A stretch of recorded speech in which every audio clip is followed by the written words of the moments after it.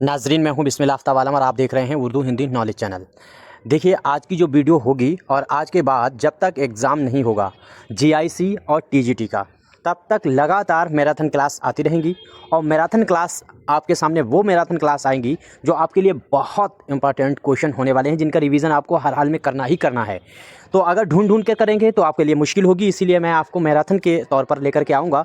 और जिस दिन एग्ज़ाम होगा उससे एक दिन पहले हमारी कोई मैराथन नहीं आएगी, हम बंद कर देंगे। मैराथन जो भी लगानी है वो हम अभी से ही लगाना शुरू करेंगे।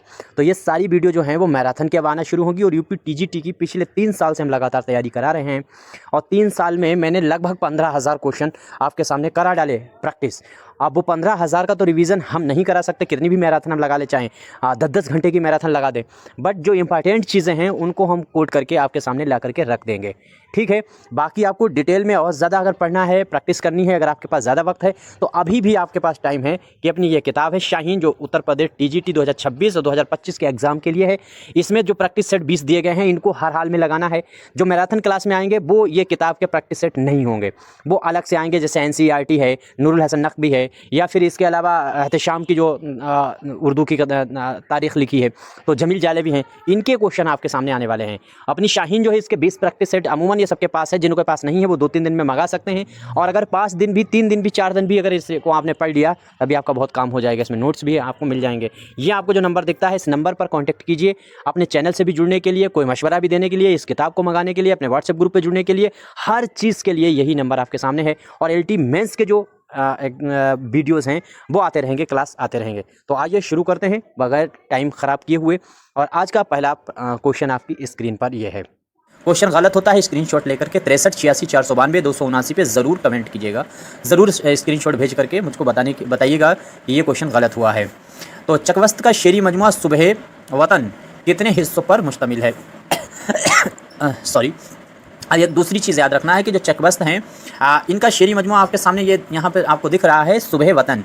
सुबह वतन के नाम से इनका जो है वो एक रिसाला भी है जो आपको याद रहना चाहिए। एक रिसाला जो है वो सुबह वतन के नाम से चकवस्त का ही है, वो भी आपको किसी भी कीमत पे नहीं भूलना चाहिए। उम्मीद करता हूँ सभी का आंसर सही हुआ होगा।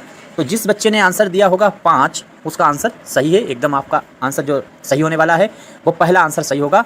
5 हिस्सों पर ये सुबह वतन है और ये वही मजमुआ है जिसमें इनकी जो है नज़म, ये रामायण का एक सीन जो है वो मुसद्दस की हैयत में लिखी हुई इसी में शामिल है। तो इस तरह से आपको ये याद रखना चाहिए। अगला सवाल है, खाके हिंद किसकी नज़म है? आप एक चीज़ याद रखिए, ये खाके हिंद जो नज़म आपको दिख रही है ये नज़म भी चकबस्त की है और ये भी जो नज़म है वो शामिल है सुबह वतन, जो इनका खाके नज़मों का मजमुआ था उसी में ये शामिल है। देखिए, क्वेश्चन आपको अच्छे लगते तो लाइक करना चाहिए और अच्छे नहीं लगते तो डिसलाइक करना चाहिए। आप पसंद भी कर सकते हैं और नापसंद भी कर सकते हैं, मशवरा ज़रूर देते रहिएगा जिससे मैं सुधार कर सकूँ वीडियो में। इसके बाद में अगला सवाल है, खुशबू किसका शेरी मजमुआ है? यहाँ पे देखिए ये जुमला गलत लिखा हुआ है, शेरी गलत लिख दिया गया है, तो इसको सही कर लेते हैं। पहले तो इसे मतलब जो है सही करते हैं।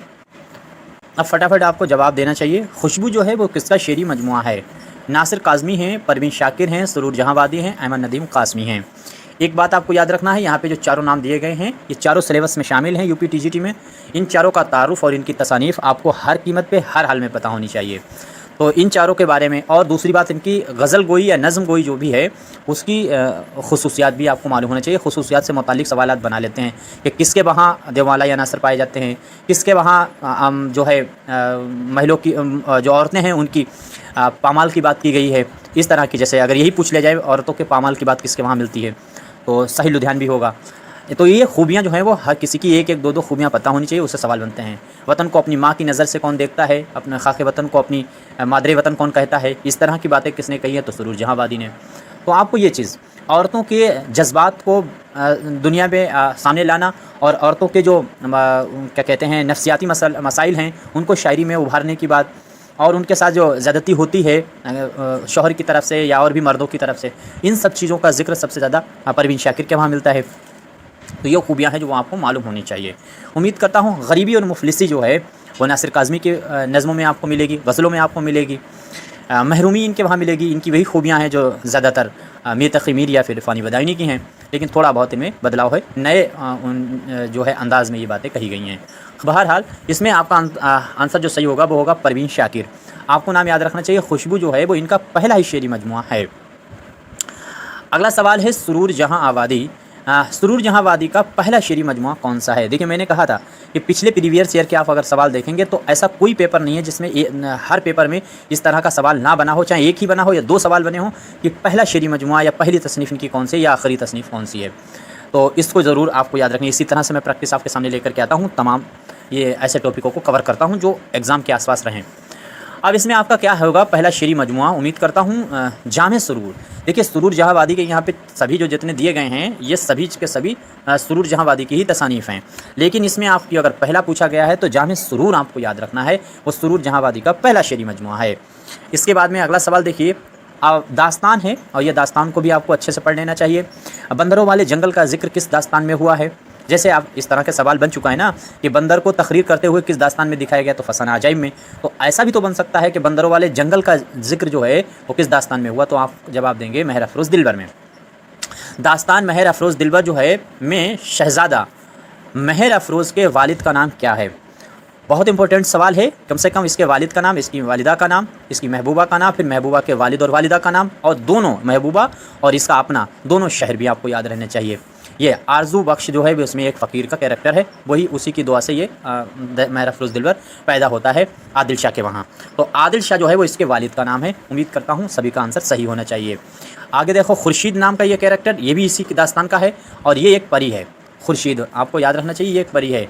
जहान दानिश कौन है, तो जहान दानिश जो है वो शहज़ादा बदरे जो है बिन महर अफरोज़, इसका जो है वो इसके घर पे इसके वालिद के वहाँ वज़ीर है। कहने का मतलब ये जो है बादशाह आदिल शाह, इसका वज़ीर का नाम है जहान दानिश और इसका लड़का है नेक अंदेश, और नेक अंदेश जो है वो महर अफरोज़ जो शहज़ादा है उसका दोस्त है। तो आई थिंक इतना तो कैरेक्टर कम से कम आप याद ही रहेगा मोटा मोटा इसके बारे में। इसके बाद में अगला सवाल है, दास्तान महर अफरोज़ दिलबर में शहज़ादा महर अफरोज़ की माँ का नाम क्या है। मैंने अभी कहा था कि इतनी चीज़ें कम से कम आपको मालूम होनी चाहिए। और भी इसके कैरेक्टर हैं, बहुत सारे कैरेक्टर हैं, इस पर अलग से मैं पूरी वीडियो आपके सामने लाऊंगा और पूरी ये डिटेल में पूरी दास्तान में आपको समझा दूंगा। दरअसल इसमें भी 6 किस्से हैं, किस्से में किस्सा पैदा करने वाली इसमें भी टेक्निक का इस्तेमाल हुआ है। रोम के बादशाह का इसमें भी जिक्र हुआ है। रोम की कहानी जो वहाँ के शहज़ादा और शहज़ादी के इश्क की कहानी जो आरजू बख्श जो फ़कीर होता है वो सुनाता है महर अफरोज़ को, और महर अफरोज़ पैदा भी उसी फ़कीर की जो है दुआ से हुआ था आदिल शाह के वहाँ। इस तरह की चीज़ें हैं। और इसमें जो है वो मुग़लिया सल्तनत की ज़वाल आमादा जो दौर था उसका ज़िक्र किया गया है। तो मुग़लिया दौर की इसमें तहज़ीब, मिटती हुई तहज़ीब का जिक्र है। ये चीज़ आपको याद रखना चाहिए। बहरहाल बहुत डिटेल हो जाएगी, डिटेल में नहीं है क्योंकि रिवीजन क्लास है तो फटाफट बता के आगे बढ़ना चाहिए, लेकिन क्या करें, हम अपनी आदत से मजबूर हैं, बताने लगते हैं। तो महर अफरोज़ दिलबर में जो है वो शहज़ादा महर अफरोज़ की माँ आपको बतानी थी। उम्मीद करता हूँ सभी का आंसर सही होगा। तो इसमें आपका आंसर सही होगा परी चेहरा।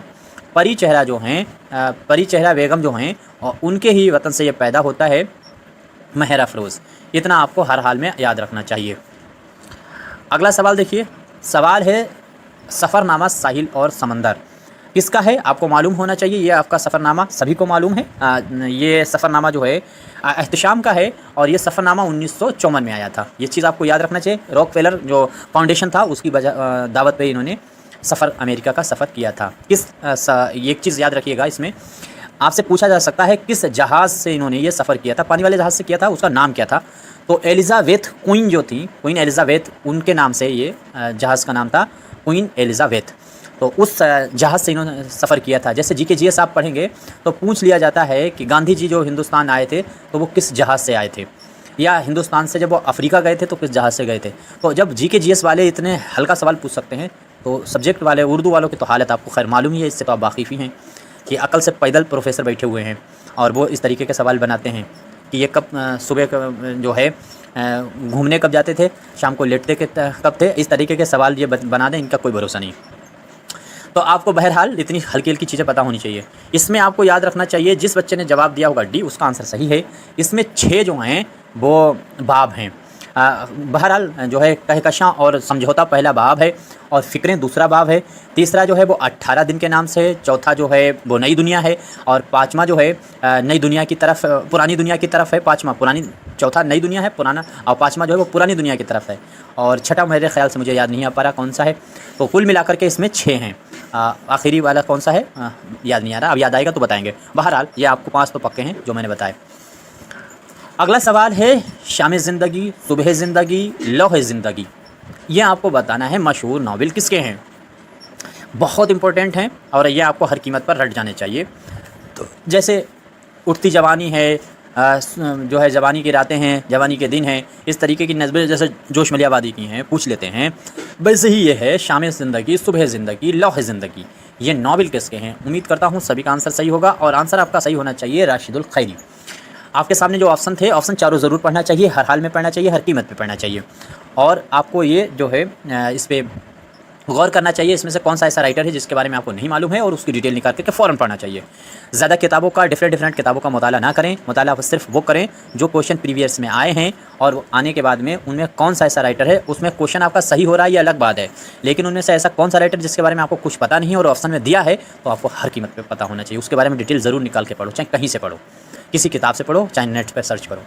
तो इसमें आपको सुबह ज़िंदगी ये बात राशिदुल खैरी का है, आमना का लाल, सैयदा का लाल भी इसी का है और इसीलिए ये हमने नावल यहाँ पे आपके सामने रखे हैं।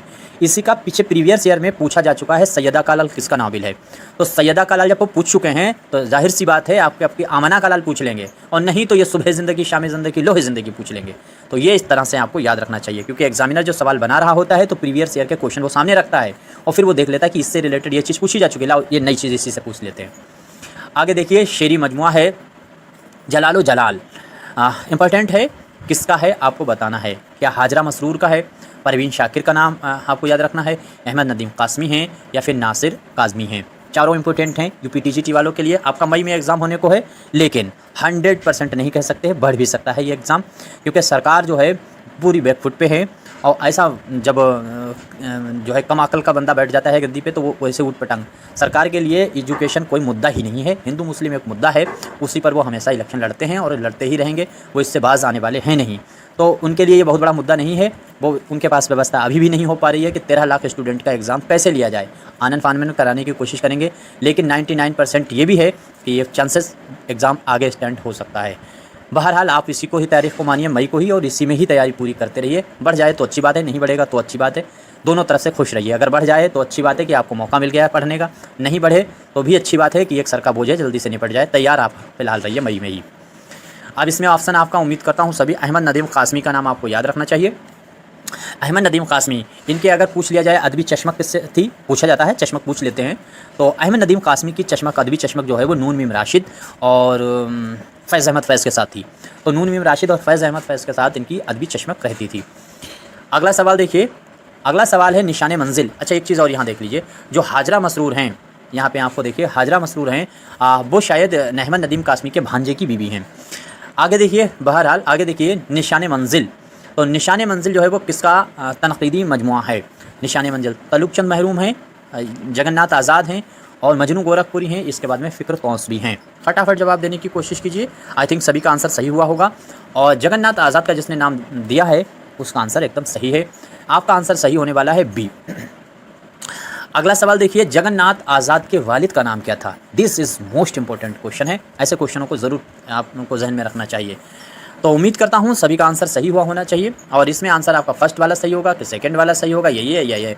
तो क्या होगा, मास्टर दीनानाथ है, मास्टर प्यारे नाथ है, तलुक चंद महरूम है या फिर प्रकाश पंडित हैं। तो जगन्नाथ आज़ाद जो हैं उनके बारे में आपको याद रखना चाहिए, माहिर इक़बालियात माने जाते हैं। क्या करें, हम डिटेल बताने लगते हैं, सॉरी खैर इसका जवाब दीजिए फटाफट। तो बहुत बच्चे कहते हैं कि सर आप डिटेल ना बताया कीजिए, लेकिन हम क्या करें कि इस तरीके की मेरी आदत बनी हुई है। आपका आंसर सही होगा तलुक चंद महरूम, जिसने भी दिया। तो जगन्नाथ आज़ाद जो हैं वो माहिर गालिब हैं, ये वो माहिर इक़बाल हैं, ये चीज़ आपको किसी कीमत पे नहीं भूलना चाहिए। तलुक चंद महरूम जो है वो इनके वालिद हैं। अगला सवाल है, जोए शेर 1949 में किसका पहला शेरी मजमुआ आया। जोए शेर है और ये पहला ही शेरी मजमुआ है, किसका है, मास्टर रामचंद्र का है, मास्टर रामचंद्र का है या फिर जगन्नाथ आज़ाद का है, अंजुम मानपुरी का है या फिर आनंद नारायण मुल्ला का है। एक बात याद रखिए, मास्टर दीनानाथ एक नाम आया था, अभी जानकारी के तौर पे बता देते हैं। मास्टर दीनानाथ ऑप्शन में था, वो लता मंगेशकर जो थी गुलकारा, उनके फादर थे मास्टर दीनानाथ, वो संगीत के बड़े विद्वान थे। तो इसमें आपका आंसर बताना चाहिए, जोए शेर जो है वो 1949 में किसका पहला शेरी मजमुआ है। तो इसमें अगर आपने आंसर दिया है डी, आनंद नारायण मुल्ला, तो आपका आंसर एकदम सही है। और यहाँ पर जो आपको आंसर दिख रहे हैं ये वाला सिलेबस में शामिल है, पीजीटी वालों के पास ये सिलेबस में शामिल है, ये सिलेबस में शामिल है और ये कोई नाम नहीं, ये मैंने अपने दिमाग से दिया है। तो इसको छोड़ करके इन तीनों के बारे में आपको डिटेल पढ़नी चाहिए। कोई क्वेश्चन गलत होता है मैं फिर एक बार रिक्वेस्ट करता हूँ कि आपको ज़रूर बताना चाहिए। रोशन जहाँ बताती हैं ज़्यादा से ज़्यादा क्वेश्चन को पकड़ कर रोशन जहाँ बताती हैं या फिर सरमत बेग बताते हैं, नुसरत बताती हैं, ये 4 ही 5 बच्चे हैं जो लगातार एक्टिव रहते हैं, बताते हैं, तो उनका बेहद शुक्रिया। गलतियाँ होने के चांसेस ज़्यादा रहते हैं, कई चीज़ें एक साथ में दिमाग में चल रही होती वीडियो के टाइम पे। दर्जा झेल में से कौन सा शायर रिसाला नदीम निकालता था? रिसाला नदीम, रिसाले से मुतालिक टीजीटी वालों को कतई भी लापरवाही नहीं बरतनी चाहिए। आएंगे ज़रूर क्वेश्चन आएंगे और इससे आप बेफिक्र भी रहिए। मैं पूरी डिटेल में आपके सामने 5-6 शहरों के रिसाले आते हैं वो हम आपके सामने ले आएंगे। थोड़ा सा मुझको वक्त दीजिए। और मेरी जो किताब आने को है, मैंने कहा था कि अगर वो बाई चांस किताब नहीं आ जाती तो हम आपको PDF जो है वो पूरी की पूरी आपको देंगे और आंसर की के साथ देंगे। आप अच्छे से प्रैक्टिस कर सकते हैं, उसकी प्रिंट आउट घर पर निकलवा सकते हैं। करेंगे अगर बुक ना ला पाए, मुझे देर लगने लगी, अगर ऐसा लगा, बहरहाल अभी कोशिश तो कर रहे हैं कि आपके सामने लाई जाए, क्योंकि PDF के लिए बहुत ज़्यादा डिटेल भी हम नहीं दे पाएंगे। और बुक में आपको अच्छी खासी अगर 100-150 पेज की अगर बुक आपके सामने आ गई जो सिर्फ नोट्स के अंदाज में होगी तो वो आपके लिए बहुत मुफीद होने वाली है आखिर के वक्त में। दर्जा झेल में से आपको अभ्यास ज़्यादा करना चाहिए, अभ्यास ही आपकी सफलता की कुंजी है। दर्जा झेल में से कौन सा शायर है जो नदीम रिसाला निकालता है? फटाफट जवाब देने की कोशिश कीजिए, चारों ऑप्शन ज़रूर पढ़ा कीजिए। तो अंजुम मानपुरी, अभी मैंने कहा अंजुम मानपुरी का नाम हमने बताया था कि आपको डिटेल में पढ़ना चाहिए।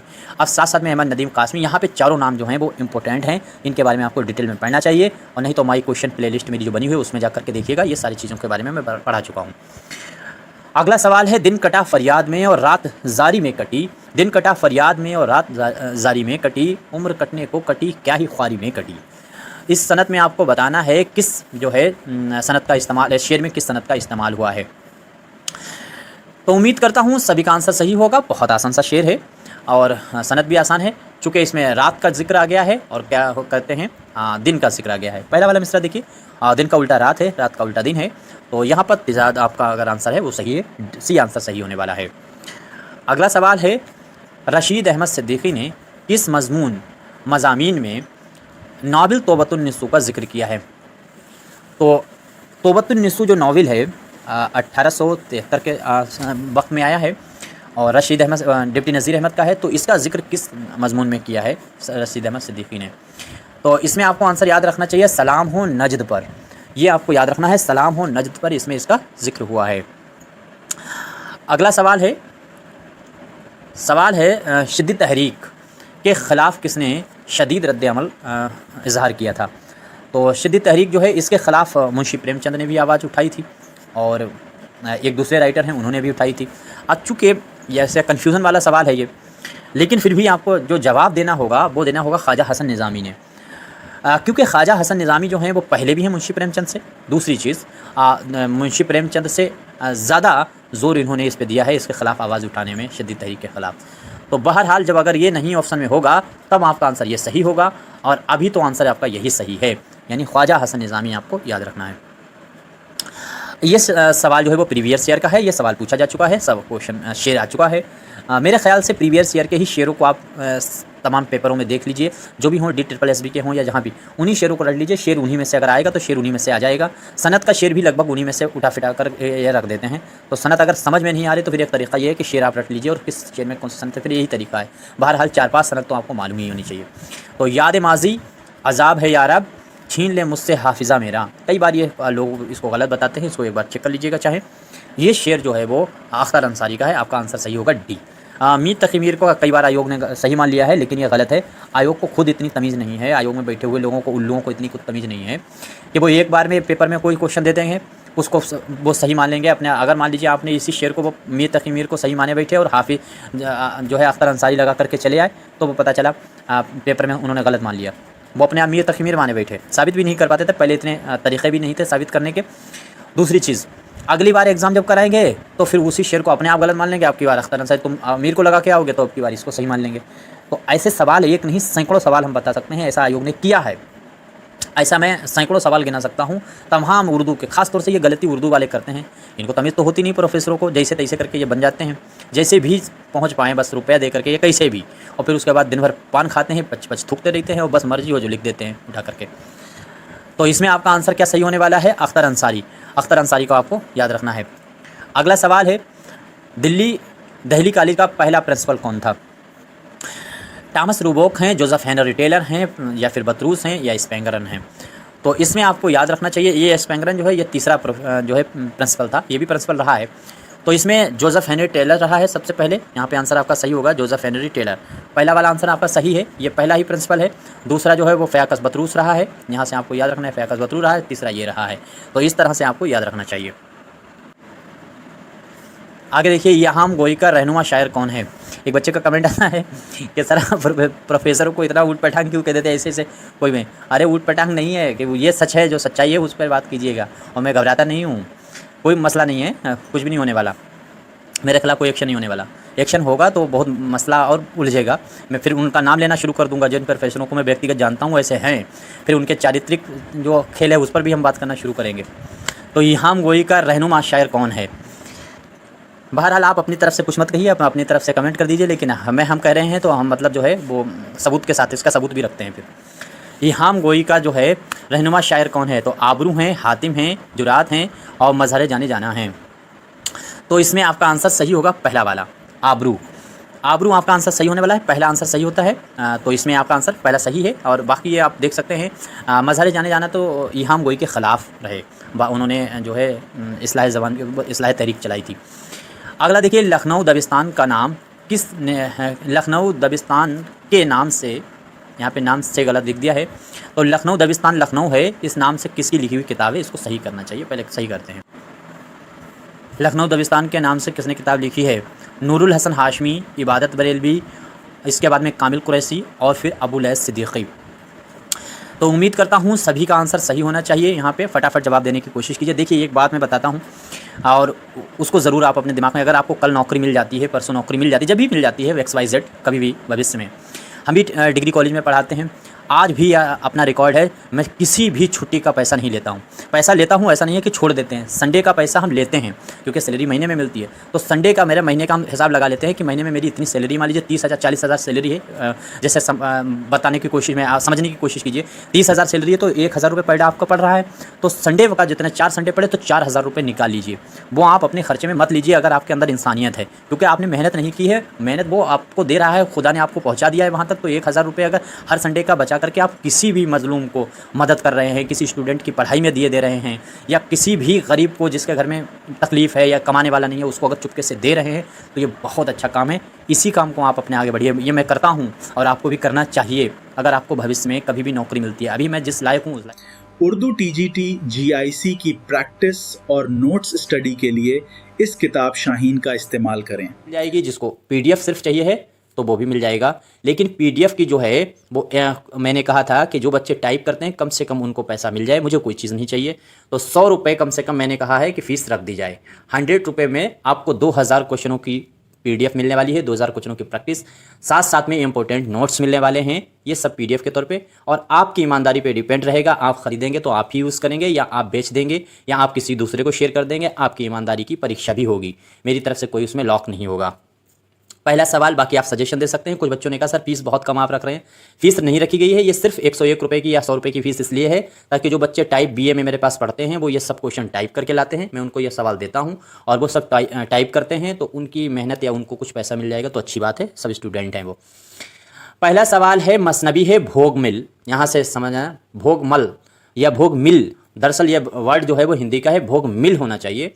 तो मसनबी जो है वो भोग मिल किस अहद में लिखी गई, इंपॉर्टेंट है। सबसे पहले बात तो यही कुरैशी बेदरी की लिखी हुई है, और इसमें जो आंसर जिस बच्चे ने दिया होगा फर्स्ट वाला आंसर, उसका आंसर एकदम सही होने वाला है। बस सी आंसर जिसने दिया होगा, यानी बहमनी दौर की लिखी हुई है, पहला दौर था, यानी फर्स्ट दौर जो था वो बहमनी दौर था, उसी दौर में ये मसनबी लिखी गई है। देखिए इसमें कुछ जो नई PDF आएगी उसमें मैंने करेक्शन कर दिया है, क्योंकि इसमें कुछ क्वेश्चनों की टाइपिंग गलत हो सकती है, उसको मैं मैनेज कर लूँगा। बाकी मैंने सही जो इसकी PDF है उसको मैंने दूसरी जगह सेव करा दिया है। बहमनी दौर की शुरुआत किस सन से मानी जाती है, बहुत आसान सा सवाल है, और कायदा ये है कि बहमनी दौर, कुतुब शाही दौर, आदिल शाही दौर, इन तीनों दौरों का सन कब से कब तक का रहा ज़रूर याद कीजिएगा। प्लस साथ ही साथ में आपको पहला बादशाह और आखिरी बादशाह हर हाल में, और उसका सन दौर जो है वो याद होना चाहिए। तो इसमें जिस बच्चे ने आंसर दिया होगा फर्स्ट, उसका आंसर एकदम सही है। 1350 आपका आंसर एकदम राइट होने वाला है। 1350 से बहमनी दौर की शुरुआत होती है। अलग अलग किताबों में अलग अलग तरह से दिया गया है। मैंने कहा अब नया बिल्कुल भी ना पढ़ें, जो आपने पढ़ा है सिर्फ उसी का रिवीजन करते रहें। कोई समस्या है, कोई प्रॉब्लम है तो 6386 492 279 पर जरूर कांटेक्ट करें। अशरफ बयावानी ने नौसर हाक के सन में लिखी है। मेरा सवाल आप लोगों से है, आपको इसमें यह बता देना है कमेंट करके ये किस दौर की है। आंसर जिसने बच्चे ने दिया होगा 1503, उसका आंसर सही है। और अशरफ बयावानी जो है नौसराहार है और वाहिद वारी है। ये जो इनकी 3 मसनवियाँ हैं वो तीनों आपको जहन में होनी चाहिए। हिदायतनामा जल्दी जल्दी करेंगे क्योंकि बहुत ज़्यादा टाइम ना ख़राब हो।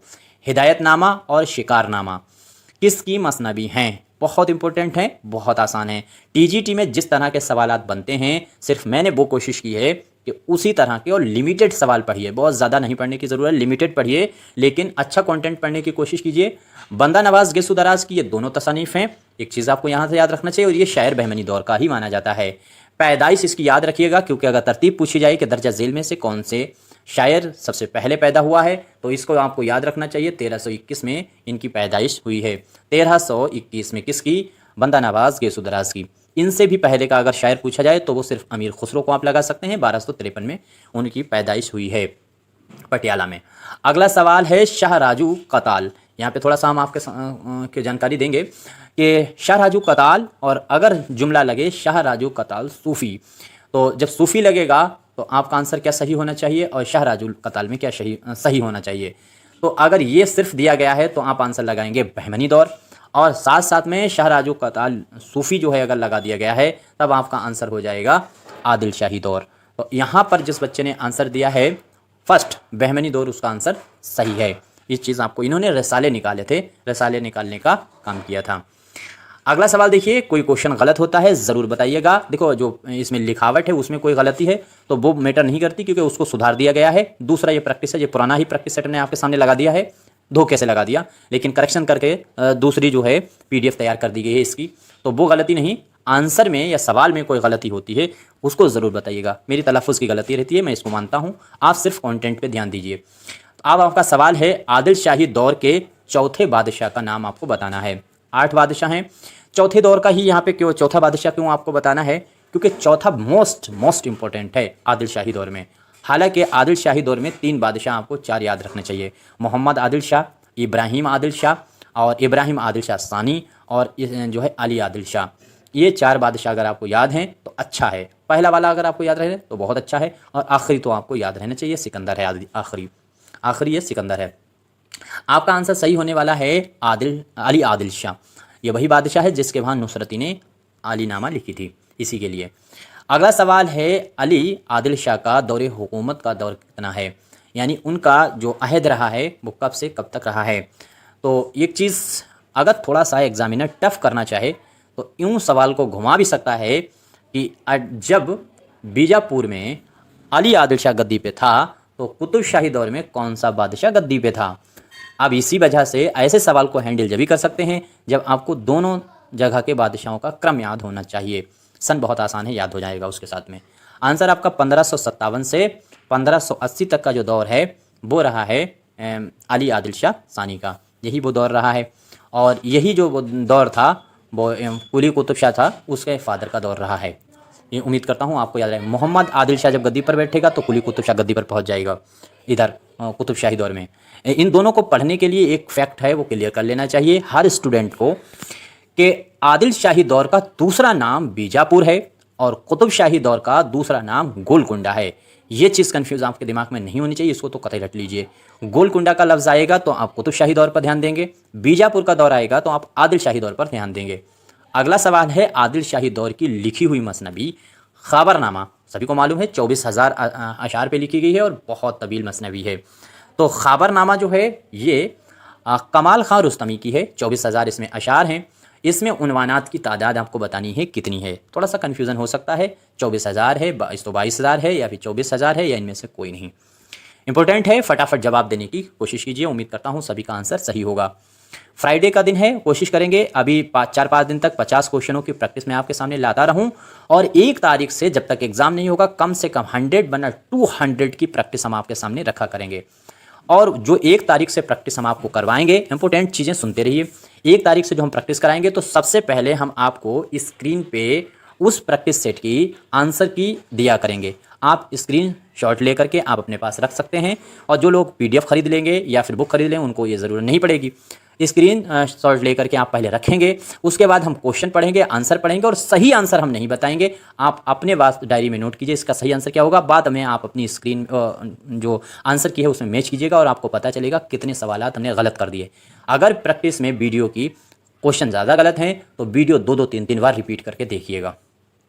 इसमें आंसर सही होगा, इनमें से कोई नहीं। वजह कि 222 उन्वानात हैं खबरनामा में, और यहाँ पे जो आंसर दिया गया है वो 222,000 दे दिया गया है, इसलिए ये आंसर इसमें से कोई सही नहीं होगा। इनमें से कोई नहीं, आपका 4 आंसर सही होने वाला है।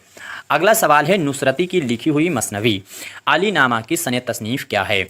अली नामा की सने तसनीफ़ इंपॉर्टेंट है, 3 इसकी मसनवियाँ हैं, गुलशन इश्क, अली नामा और तारीख़ सिकंदरी। मेरे ख्याल से अली नामा और गुलशन हिंद की डेट आपको याद रहनी चाहिए। और ये भी पूछ सकता है कि इन नुसरती जो है उसकी पहली तसनीफ़ कौन सी है, क्योंकि मैंने कहा था नोट्स बनाते टाइम कि कोई भी बुक से आप पढ़ाई करें उसमें पहली और आखिरी तसनीफ़ ज़रूर पढ़ें, उसको ज़रूर नोट करें हर हाल में, हर कीमत पे। तो इसमें आंसर 1665 होने वाला है, अली नामा लिखी गई। अब ये एक मोस्ट इंपॉर्टेंट मसनवी है, ये मसनवी आपको याद रखना है, बहराम हुस्न बानो। बहराम हुस्न बानो लिखी किसने है? तो अमीन ने लिखी है। किस दौर में लिखी है ये आपको जवाब देना है। अगर आपको ये क्लियर है कि किस दौर का ये राइटर है तो फिर बहुत आसान सा सवाल है। तो उम्मीद करता हूँ सभी का आंसर सही हुआ होगा, और जिस बच्चे ने आंसर दिया होगा यहाँ पे अली आदिल शाह, उसी के दौर में ये मसनवी बहराम हुस्न बानो लिखी गई है। तो अली आदिल शाही जो दौर है उसमें लिखी गई है। सॉरी, बादशाह का नाम अगर पूछा जाए तो सिकंदर आदिल शाह होगा, क्योंकि मैंने कहा था जब ये नोट्स मैंने आपको बताया था इसमें जो आप लेंगे तो इसमें ये प्रैक्टिस तो सारी चीज़ की होगी उसमें मिलेगी, लेकिन कोशिश करेंगे अगर पेज ज़्यादा ख़राब नहीं होते हैं तो हम इनमें टॉपिक वाइज भी आपके सामने दे देंगे। किताबों में ऐसा नहीं मिलता है कि कौन से बादशाह के वहाँ कौन कौन से शायर थे और उन्होंने कौन कौन सी तसनीफ़ लिखी। अमूमन ये मिल जाता है कि आदिल शाही दौर में कौन शायर हैं, कुतुब शाही में कौन है, और साथ साथ में जो है वो बहमनी दौर में कौन है। मैंने जो नोट्स तैयार किए हैं तो उसमें बादशाहों के भी नाम लिख करके उस बादशाह के वहाँ कौन, जैसे आदिल शाही में 8 बादशाह हैं तो उसमें किस किस बादशाह के वहाँ कौन कौन राइटर हैं, कौन कौन शायर हैं और किस किस तसनीफ़ को लिखा है, मैंने बहुत गहराई से नोट्स तैयार किया है। इसके बाद में अगला सवाल देखिए, बहराम हुस्न बानो किस बादशाह के दौर में लिखी गई है? तो उम्मीद करता हूँ सभी का। अच्छा, एक चीज़ आपको याद रखिएगा, बहराम हुस्न बानो मैंने गलत बता दिया है, सिकंदर आदिल शाह नहीं होगा। इसमें आंसर आपका सही होगा इब्राहिम आदिल शाह। इब्राहिम आदिल शाह का नाम आपको याद रखना चाहिए। जैसे मोमिन का नाम पूछ लिया जाता है या फिर अहमद गुजराती वगैरह का नाम पूछा, वो सब सिकंदर के वहाँ मिलेंगे, आखिरी बादशाह है, उसके वहाँ 12 राइटर हैं।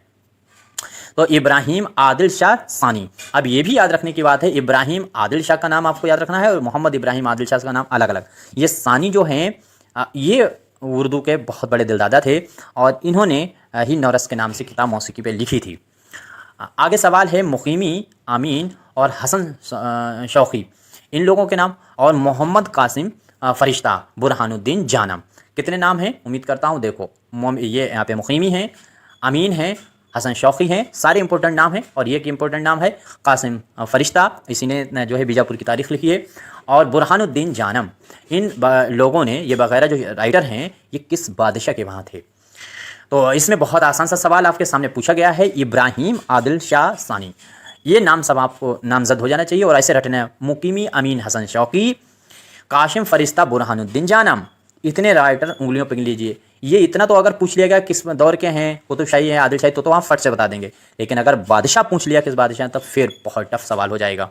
तो ये इस तरह से आपको रट लेना चाहिए। आपका आंसर सही होगा बी, इब्राहिम आदिल शाह सानी। सबसे ज़्यादा अदीब अगर पूछा जाए तो 2 जगह आदिल शाह के वहाँ मिलेंगे आदिल शाही दौर में, एक इब्राहिम आदिल शाह सानी और दूसरा उसी बीजापुर में जो है आखिरी बादशाह जो है सिकंदर आदिल शाह, उसके वहाँ मिलेंगे।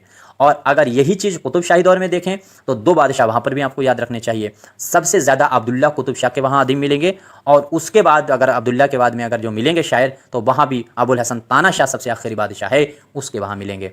तो ऐसे आपको याद रखना चाहिए। वहाँ पर 7वें और 8वें बादशाह के वहाँ बहुत हैं कुतुब शाही दौर में, और यहाँ पर 3रे और 5वें आखिरी बादशाह के वहाँ बहुत राइटर हैं, 4थे और आखिरी बादशाह के वहाँ आदिल शाही दौर में। इसके बाद में अगला सवाल है, क़स्सा बेनज़ीर किसकी मसनवी है? अब बहुत आसान सी मसनवी है, और ये मसनवी जो लिखी गई है तो सबसे पहले याद रखने की बात है ये दक्कन में ही लिखी गई है।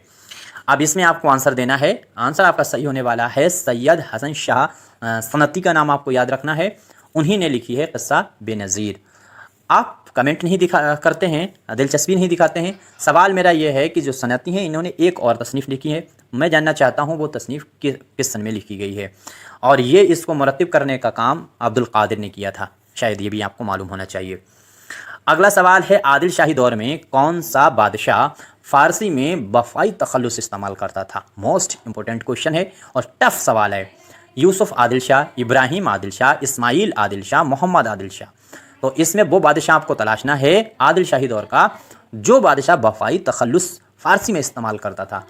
तो फ़ारसी का शायर इसमें कौन है? उम्मीद करता हूँ सभी का आंसर सही हुआ होगा। फटाक से जवाब देने की कोशिश कीजिए। आंसर आपका सही होने वाला है इस्माइल आदिल शाह। इस्माइल आदिल शाह वो बादशाह है जो वफ़ाई तखल्लुस इस्तेमाल करता था। बादशाह का नाम पूछ सकता है। आगे है बिशातुल ज़िक्र, आपको याद रखना है किसकी मसनबी है, इम्पोर्टेंट है और लेकिन आम सी है जो लोगों को पता होती है। मैं क्या कहता हूँ कि जो मैंने नोट्स तैयार किए हैं उसमें एक चीज़ और मैं आपके सामने रखूँगा। जैसे उसमें मैंने नॉवेलों का चैप्टर रखा हुआ है, मशहूर नॉवेलों का, प्लस उसमें अफसाने का रखा है और साथ ही साथ में उसमें दास्तानों का रखा हुआ है, तज़करों का रखा हुआ है। अब उसमें ख़ास क्या है? ख़ास बात यह है उसमें रखा क्या गया है कि जैसे मुंशी प्रेमचंद जो है उसका नाम मैंने नॉवेल में नहीं शामिल किया, क़ुर्रतुल ऐन हैदर का नाम नॉवेल में नहीं शामिल किया, इस्मत चुग़ताई का नाम नोट्स में मैंने नॉवेल में अपने जो नोट्स तैयार किए उसमें नाम नहीं शामिल किया। इतने बड़े राइटरों का नाम शामिल क्यों नहीं किया? उसकी वजह है कि ये कॉमन राइटर हैं, इनके बारे में हर बच्चे को पता है और वो नोट्स में चीज़ें हम नहीं शामिल करना चाहते हैं जो हर बच्चे को पता है। मैंने वो नोट्स बनाए हैं कि बच्चों को कम जानकारी है जिसके बारे में और उससे सवाल बना रहा है आयोग। मैंने इस तरह के नोट्स तैयार करने की कोशिश की है कि आपको पढ़ाते भी रहेंगे, आपकी इच्छा है ले लेंगे तो आपको अच्छे से याद रहेगा, मतलब जो है। और फीस आपको सामने कोई रखी नहीं गई है। और फिर भी मैं आपके सामने कहता हूँ कि फ़ीस का मसला ये भी है कि अगर कोई 100 रुपये भी नहीं दे सकता तो हमको बताए, हम फिर भी उसको दे देंगे। ऐसा नहीं है कि उसकी ज़रूरी फ़ीस नहीं है, मतलब बच्चों की तरफ से रखा गया और आपकी ही तरफ से सजेशन मुझे आए हैं। ये तो इसमें आपका आंसर सही होगा, सी वाला आंसर आपके सामने सही होगा। बुरहानुद्दीन जानम का नाम आपको याद रखना है। इसके बाद में अगला सवाल है, दर्जा झेल में से किस सन में जो है बंदा नवाज गेसू दराज जो हैं वो पैदा हुए हैं? ये बात मैंने ऊपर बता दी थी तो इसलिए सभी को मालूम होगा। 1321 आंसर आपका सही होगा। 1321 में बंदा नवाज गेसू दराज पैदा हुए और 1422 में इंतकाल, 101 साल ये जिंदा रहे। अगला सवाल है, मोहम्मद कुतुब शाह का दौर कब से कब तक रहा? अब यहाँ पे आपको याद रखना है मोहम्मद कुतुब शाह और मोहम्मद कुली कुतुब शाह, दोनों में बिटवीन डिफरेंट बहुत है, इन दोनों के बीच में फ़र्क बहुत है। तो ये एक ही समझ करके जल्दबाजी में बिल्कुल आंसर मत लगा दीजिएगा क्योंकि दोनों का दौर अलग है। उम्मीद करता हूँ सभी का आंसर। कुली कुतुब शाह के बाद में गद्दी पे बैठे हैं मोहम्मद कुतुब शाह और इसके बाद अब्दुल्ला कुतुब शाह। तो अब क्लियर हो गया होगा। तो ये आंसर पे आपका सही होने वाला है 1611, जब कुली कुतुब शाह का इंतकाल हो गया। 1626 तक मोहम्मद कुतुब शाह गद्दी पर रहे और 1624 में ही इनके दौर में सैफुल मलूक बदियुज्जमाल गवासी ने लिख दी थी। इसलिए गवासी ने सिर्फ एक तस्नीफ मोहम्मद कुतुब शाह के वहाँ लिखी, बाकी सारी तसनीफ़ें जो भी उसने लिखी हैं वो अब्दुल्ला कुतुब शाह के वहाँ लिखी। अगला सवाल है आदिल शाही दौर का पहला बादशाह कौन सा है? उम्मीद करता हूँ सभी को मालूम होगा। आपका आंसर पहला सही होने वाला है यूसुफ आदिल शाह। अगला देखिए, आसान सा सवाल है, कुतुब शाही दौर का पहला बादशाह कौन सा है? मैंने कहा था ये सभी आपको याद होने चाहिए। आंसर आपका सी सही होगा, सुल्तान कुतुबुल मुल्क आपको याद रहना चाहिए। तो पहला दोनों का आपको याद हो गया होगा। इसी तरह से आखिरी बादशाह आपको बताना है, कुतुब शाही दौर का आखिरी बादशाह। मेरी आदत है डिस्कस करने की तो मैं बताता चला गया हूँ इनको, तो इसलिए फटाफट करा देता हूँ। आंसर आपका डी सही होगा, अबुल हसन तानाशाह, और या इसी का नाम अबुल हसन कुतुब शाह भी है, इसमें भी गड़बड़ नहीं होना चाहिए। अगला सवाल है, जुनेदी ने, अब सवाल आया है, अच्छा, जुनेदी ने मसनबी महापेकर किस बादशाह के दौर में लिखी थी? किस बादशाह के दौर में? महापेकर बहुत पूछी जाने वाली मसनबी है और टीजीटी वाले बच्चे मेरे ख्याल से अब बुक जो है वो ना पढ़ें तो अच्छी बात है। जितना पढ़ा है उसका रिवीजन कर सकते हैं, वीडियो में प्रैक्टिस लगा सकते हैं, प्रैक्टिस कहीं से भी। और एक बहुत इंपॉर्टेंट मैं आपको बात बताऊंगा कि 2005 से लेकर के 2020 तक के यूजीसी नेट के पेपर ज़रूर पढ़ लें। अगर आपको मिलते हैं तो ज़रूर पढ़ लें, नहीं मिल रहे हैं तो सन 1995 से लेकर 2020 तक के ये पेपर मैंने मारूजी सवालात की जो वीडियो हैं 200 उसके अंदर करा दिए हैं और यूपी में जितने भी एग्ज़ाम हुए हैं टीजीटी के वो करा दिए हैं। पढ़ना क्यों है, ये यूजीसी नेट के पेपर हमको क्यों पढ़ना है, 2005 2005 से पहले के क्यों नहीं, और 2020 के बाद के क्यों नहीं पढ़ना है। 2005 से पहले के इतने आसान हैं कि वो पढ़ना बेकार है, वो आप सबको सब पता होगा। 2020 के बाद के यूजीसी के नेट के पेपर इसलिए नहीं पढ़ना है क्योंकि ये और टीजीटी और असिस्टेंट प्रोफेसर की लाइन अलग हुई है 2020 से। तो जो यूजीसी नेट का पेपर है उसका स्टैंडर्ड और तरीका बदल दिया गया था 2020 से। तो आपको 2005 से 2020 के बीच के पढ़ने चाहिए, 15 साल के। 1-2 दिन में उसको पढ़ लें बहुत अच्छे से, क्योंकि इन्होंने अभी जो असिस्टेंट प्रोफेसर का एग्ज़ाम हुआ है यूपी में, उस पेपर में इन्होंने पूरा का पूरा पेपर प्रीवियस ईयर के सवाल उठा करके ही पूछ लिया है। कहीं कभी इन्हें पेपर मिला, कहीं इन्होंने असिस्टेंट प्रोफेसर से 2 सवाल उठा लिए, कहीं पे इन्होंने जो है जेआरएफ से 15-20 सवाल उठा डाले, मतलब इसी 2005 से लेकर के 2020 के बीच। तो इन्होंने यही सवाल, इन्होंने कोई भी सवाल अपने पास से नया बनाया ही नहीं। ऐसा हर सवाल था जो कहीं ना कहीं एग्जाम में आया हुआ था।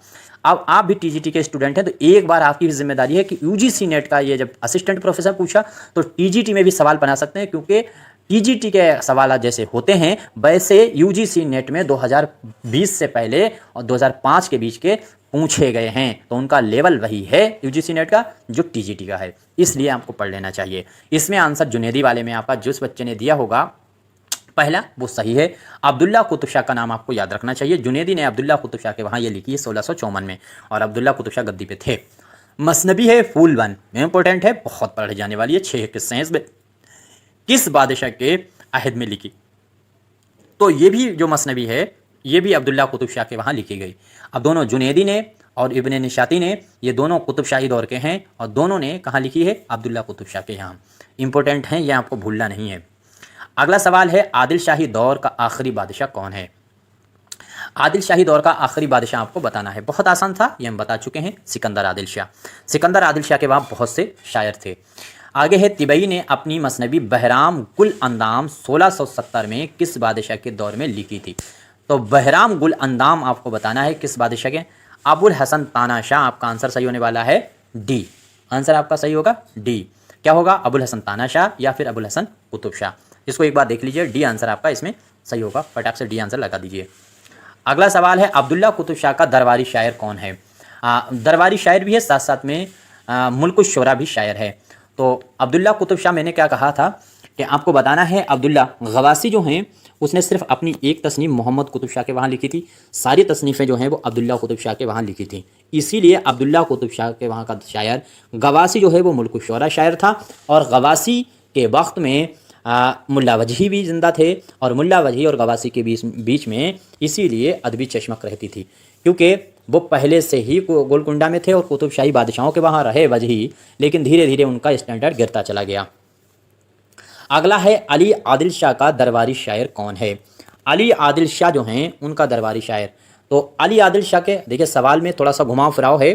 अली आदिल शाह का जो दरबारी शायर है वो है नुसरती, और नुसरती बचपन का किसके दोस्त था? तब भी आपका जवाब होगा अली आदिल शाह।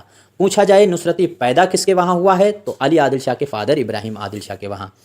इसकी मौत किसके वहाँ हुई है? तो मोहम्मद आदिल शाह यानी अली आदिल शाह के बाद का बादशाह। तो ये कन्फ्यूज़न आपकी क्लियर हो जानी चाहिए। अगला सवाल है मुल्ला वजही ने जब सबरस तसनीफ़ की थी? ये सवाल मोस्ट इंपॉर्टेंट है और इस सवाल का जवाब देना भी बहुत टफ है। देखिए, अगर आपको सब दौर याद हैं दोनों जगह के, बीजापुर गोलकुंडा, तो आप दे देंगे। सवाल है मुल्ला वजही ने जब सबरस तसनीफ़ लिखी थी उस वक्त गद्दी पर आदिल शाही दौर में कौन बादशाह था? मैंने ये सवाल पूछा जाता है मुल्ला वजही के वहाँ। तो मुल्ला वजही की 2 तसानीफ़ें हैं, एक कुतुब मुश्तरी और एक है सबरस। सबरस इसने लिखी अब्दुल्ला कुतुब शाह के वहाँ, और जो कुतुब मुश्तरी लिखी है वो लिखी है कुली कुतुब शाह के वहाँ। लेकिन जब इसने सबरस लिखी तो आपके दिमाग में क्लिक होना चाहिए कि सबरस लिखी गई 1635 में। अब आपको हिसाब लगा लेना चाहिए कि 1635 में कुतुब शाही दौर में अब्दुल्ला कुतुब शाह गद्दी पे था। सवाल पूछा गया उसी समय आदिल शाही दौर में बादशाह कौन था? तो ये सवाल आपके सामने बहुत टफ है। और अगर इसको और मैं टफ करना चाहूँ तो यूँ भी कर सकता हूँ कि दिल्ली में, शुमाली हिंद में, दिल्ली के अंदर 1635 में कौन बादशाह है? अगर इस सवाल को ऐसे करना चाहें तो और टफ हो जाएगा। तो 1635 में मुग़ल दौर का कौन बादशाह था गद्दी पर? तो मुल्ला वजही के समय। तो 1635 में गद्दी पर बैठा था मुग़ल में शाहजहाँ, और शाहजहाँ के बाद 1657 में औरंगज़ेब बैठ गया था। और उसी वक्त अगर बीजापुर का पूछा गया है तो आपका आंसर सही होगा इब्राहिम आदिल शाह। जिस बच्चे ने दिया है आंसर सी उसका एकदम सही है। आंसर एकदम क्लियर देखिए, आंसर आपका सही होने वाला है इब्राहिम आदिल शाह। उम्मीद करता हूँ थोड़ा सा देर लगेगी, लेकिन आपको चीज़ें क्लियर होती चली जाए। आप प्रैक्टिस कर रहे हैं, साथ साथ में रिवीजन भी कर रहे हैं। तो ठीक है, आप सबरस पूछी जाए तो किसके दौर में लिखी है, तब आपका जवाब होना चाहिए था अब्दुल्ला कुतुब शाह। देखिए सवाल पर आप गौर कीजिएगा, सवाल एक बार ज़रूर गौर से पढ़िएगा।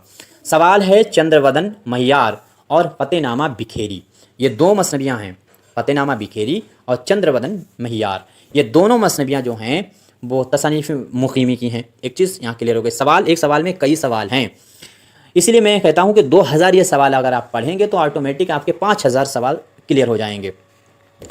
और मैंने प्रैक्टिस और ये सारे टोटल 20,000 से ऊपर क्वेश्चन को मैंने करा डाला है इन 3 प्लेलिस्ट के अंदर। अब इसमें आंसर आपका क्या सही होने वाला है, आदिल शाही दौर। आदिल शाही दौर में मुकीमी था, और आदिल शाही यहाँ पे देखो, ये सवाल ऐसे जो होते हैं वो बहुत आसान भी सवाल होते हैं, क्योंकि मुकीमी का दौर पूछ लिया है तो वो आदिल शाही दौर का है, और कुतुब शाही बहमनी दौर बाकी आपके दौरों के बारे में मालूम है। लेकिन अगर कहीं मुकीमी के समय का बादशाह पूछ लिया होता तो कान खड़े हो जाएंगे। अगला सवाल देखिए, मोहम्मद शरीफ गुजराती ने मसनबी यूसुफ ज़ुलेखा, बहुत पढ़ी है, सभी को मालूम है किसकी है, एम एस शरीफ गुजराती की। लैला मजनू इसी की है लिखी हुई। आपको बस ये बताना है कि इस किस दौर में लिखी गई है। बादशाह नहीं है, लेकिन आपको याद रखना चाहिए गोलकुंडा में लिखी गई है, गोलकुंडा के दौर में ये मसनबी लिखी गई। अगला सवाल है, फ़िरोज़ बेदरी ने मसनबी परतनामा, यहाँ पे नामा गलत लिखा है, परतनामा, नामा सही कर लीजिएगा, ये जो नई PDF आएगी उसमें सही होकर के यही आएगा। मसनबी परतनामा किस दौर में लिखी गई है, तो परतनामा भी गोलकुंडा में लिखी गई है। आपको याद रखना चाहिए गोलकुंडा मतलब कुतुब शाही दौर में, परतनामा कहाँ लिखी गई है, कुतुब शाही दौर में। बेदरी लफ्ज़ समझ करके आप धोखे में भी बहमनी मत लगा देना। ज़्यादातर कुरैशी बेदरी हैं, फ़खरुद्दीन निज़ामी बेदरी हैं जिन्होंने कदमराव लिखी, वो सब बहमनी दौर में हैं दोनों। लेकिन ये परतनामा जो है वो गोलकुंडा में लिखी गई है, फ़िरोज़ बेदरी की लिखी हुई मसनबी है। उम्मीद करता हूँ सभी का आंसर सही हुआ। आगे है, दक्कन के किस शायर की मसनबी का नाम चक्की नामे है। दिस इज़ मोस्ट इम्पोर्टेंट, और साथ ही साथ में आपको गौर करना चाहिए जुमले पर। यहाँ पर एक कन्फ्यूज़न है, वो हम क्लियर करेंगे। देखिए क्वेश्चन आपको पसंद आते हैं तो लाइक कर सकते हैं, नहीं पसंद आते हैं तो डिसलाइक कर सकते हैं। अपना वक्त प्लीज़ ना ख़राब करें। और भी लोग पढ़ा रहे हैं, वहाँ पर भी जा सकते हैं। अगर यहाँ मतलब अच्छा नहीं समझ में नहीं आता है कि हाँ मेरे लेवल के या मेरे एग्ज़ाम के लेवल के क्वेश्चन नहीं हैं, मैं किसी तरह का दबाव नहीं करता, कोई प्रचार मेरी तरफ से नहीं होता। आप मर्जी हुए चैनल सब्सक्राइब करें, अच्छा लगे तो सब्सक्राइब करें, वरना ना करें। हाँ शेयर कर सकते हैं किसी ऐसे आदमी को जो दूसरा तैयारी कर रहा है, हो सकता है उसे अच्छा लगे, और उसके लिए भी यही फॉलो करना अनिवार्य होगा कि अच्छा लगे तो वो लाइक करे, वरना वो भी डिसलाइक करे। मैं ये चाहता हूँ। तो दक्कन के किस शायर के वहाँ चक्की नामे, एक मसनबी है चक्की नामा और एक है चक्की नामे, इस पे गौर कीजिएगा। ये लिखा हुआ है चक्की नामे, ये गलत नहीं लिखा गया, ये सही लिखा गया, यही जुमला है। और चक्की नामा जो लिखा गया है वो अलग चीज़ है। आपका आंसर सही होगा इसमें पहला, शाह फारूकी का नाम आपको याद रखना है, जिसने मसनबी चक्की नामे लिखी थी। ठीक है, कुतुब शाह आदिल शाही दौर में चक्की नामे ये मसनबी लिखी थी। और यही सवाल यूँ आपसे पूछा जाए, चक्की नामा किसकी मशहूर नज़्म है, तो बंदा नवाज़ गेसू दराज की ये आंसर सही हो जाएगा, क्योंकि बंदा नवाज़ गेसू दराज की पहली नज़्म है, उर्दू की पहली नज़्म है ये चक्की नामे। ये चीज़ भी आपको याद रखना चाहिए। और चक्की नामे नज़्म जो है, चक्की नामा के नाम से, चक्की नामे कह रहे, चक्की नामा के नाम से नज़ीर अकबर आबादी की भी नज़्म है, जिसमें दुनिया की बेसवाती का बयान किया गया है, और यह सवाल बन भी चुका है। इसके बाद अगला सवाल एक और इसी तरह का है कि बंदा नवाज़ गेसू दराज के अलावा और किसकी तसनीफ़ का नाम चक्की नामा है। तो चक्की नामा आपको 3 जगह क्लियर कर लेना चाहिए। एक चक्की नामा बंदा नवाज़ गेसू दराज की, एक चक्की नामा नज़्म पूछी जाए तो आपका आंसर सही होना चाहिए नज़ीर अकबर आबादी, दूसरा चक्की नामा के नाम से मसनबी अगर पूछी जाए तो आपका आंसर सही होगा शाह अमीनुद्दीन आला, और चक्की नामे अगर पूछा जाए तो शाह फारूकी की, अभी मैंने ऊपर बात की थी। आई थिंक क्लियर हो गया होगा। अगला सवाल है, वो कौन सा शायर है जो बहमनी दौर को छोड़कर इब्राहिम कुली कुतुब शाह के दरबार में आया था। देखिए आपको बताना है बहमनी दौर को छोड़ करके कहाँ आया है, बीजापुर के लिए, और बीजापुर छोड़ करके कुतुब शाही दौर को छोड़ करके बीजापुर कौन गया है। ये सब सवाल अलग अलग तरह के हैं, और ये सवाल इस 100 वाली जो मैं आपके सामने प्रैक्टिस करा रहा हूँ, इसके अंदर ये सारी कन्फ्यूज़नें क्लियर हो जाएंगी। इस वीडियो को मैं तो कहता हूँ कि बार बार देखें, और ये नोट्स आप बार बार रिवीजन करें। इस तरह से मुझ में जितनी नॉलेज थी 2018 से लेकर के अभी तक हम पढ़ा रहे हैं यूट्यूब पर, जितनी नॉलेज थी मैंने इसमें झोंक दी है, ताकि ये मेरे जो बच्चे ख़ास हैं या पढ़ने वाले हैं, बस वो किसी भी सूरत से सीट निकाल पाएँ। आंसर आपका सही होगा सी, फ़िरोज़। मुझे बहुत खुशी होगी जो बच्चा पास होगा, बाकी आपकी मर्ज़ी है, आप बात करें ना करें, मिलें ना मिलें, दो लफ्ज़ इस चैनल के लिए कहें या ना कहें, कोई फ़र्क नहीं पड़ता। कर्मण्य अधिकारस्तु मा फलेषु कदाचन, हम इस पर चलने वाले लोग हैं। संस्कृत मेरे पास रहा था, संस्कृत मुझे बहुत अच्छी लगती है और ये इसी पर हम फॉलो करते हैं, आपकी इच्छा है। आंसर आपका सही होने वाला है। गोलकुंडा का पहला मुल्क शोरा शायर किसको कहा जाता है? तो गोलकुंडा का पहला मुल्क शोरा शायर, गौर कीजिएगा, बादशाह नहीं पूछा गया है यहाँ पर। बादशाह अगर पूछा जाए गोलकुंडा के किस बादशाह के वहाँ कौन पहला मुल्क शोरा है तो अलग चीज़। तो गोलकुंडा का पहला मुल्क शोरा तो सिर्फ मुल्ला वजी ही है, मुल्ला वजी को माना जाता है। अगला है गोलकुंडा की पहली मंजूम दास्तान। इस पर थोड़ा सा गौर कर लें तो बहुत अच्छी बात होगी। जब दास्तान लफ्ज़ आता है तो मेरा जहन अमूमन स्टूडेंट का नस्र की तरह जाता है कि जो नसरी दास्तानें हैं बस उसी पर आकर के इटकने लगता है कि दास्तान लफ्ज़ आया बस। दास्तान का मतलब नस्र, तवील नॉबिल जो होता है वो दास्तान बन जाता है, मुख्तसर दास्तान नॉबिल बन जाती है, और मुख्तसर से मुख्तसर किस्सा अफसाना बन जाता है। तो दास्तान लफ्ज़ आते ही मेरा जहन जो है वो नस्र की तरफ जाने लगता है। और ये मंजूम जब जुमला जुड़ता है तो इसका मतलब ये होता है कि दास्तान तो है, लेकिन ऐसी दास्तान जो शायरी में बयान की जाए, और जो शायरी में नस्र बयान कर दी जाती है, दास्तान बयान कर दी जाती है, वही मसनवी कहलाती है। ये चीज़ क्लियर कीजिए, जो नस्र तवील दास्तान शायरी में बयान कर दी जाती है वही मसनवी बन जाती है। मंजूम का मतलब है शायरी में नस्र को कह देना, नस्र को बयान कर देना। तो यहाँ पर मंजूम दास्तान अगर पूछी गई है, सिर्फ लफ्ज़ अगर दास्तान पूछा जाता तो आपका आंसर सही हो जाता सब्रस, और जब लफ्ज़ लगा दिया है मंजूम दास्तान कौन सी है तो आपका आंसर होगा कुतुब मुश्तरी, क्योंकि कुतुब मुश्तरी ही गोलकुंडा में लिखी गई है। इस तरह का सवाल एक और भी कन्फ्यूज़न खड़ी कर सकता था कि उर्दू की पहली मंजूम दास्तान कौन सी है। गौर कीजिएगा, उर्दू की पहली मंजूम दास्तान कौन सी है, तो आपका आंसर सही हो जाना चाहिए कदम राव पदम राव फ़खरुद्दीन निज़ामी बेदरी की। वो मंजूम दास्तान है और वो मसनवी है, मसनवी में ही उसे गिना जाता है, लेकिन दास्तान वो है मंजूम, इसलिए मंजूम। अगर और गोलकुंडा की अगर पूछी जाए पहली मंजूम दास्तान कौन सी है तो आपका आंसर सही होगा कुली कुतुब मुश्तरी। और अगर सिर्फ दास्तान पूछी जाए या नसरी दास्तान पूछी जाए तब आंसर सही होगा सब्रस। क्लियर हो गया है? अभी कन्फ्यूज़न है 63 86 492 279 पर फ़ोन करके भी आप पता कर सकते हैं। मेरे पास टाइम होगा उस टाइम हम आपको बता देंगे। गोलकुंडा में किस शायर ने 1600 में किस्सा लैला मजनू लिखा है? तो गोलकुंडा का वो शायर बताना है जिसने किस्सा लैला मजनू 1600 में लिखा था। गोलकुंडा मतलब वही फिर से कुतुब शाही दौर। तो मुल्ला अहमद का नाम आपको याद रखना चाहिए। मुल्ला अहमद ने जो है वो किस्सा लैला मजनू लिख रखा है। अगला सवाल देखिए, सवाल है मुल्ला ख़याली। थोड़ा सा गौर कर लीजिए इस सवाल पे। मुल्ला ख़याली, सैयद महमूद और फ़िरोज़, ये तीन शायर हैं।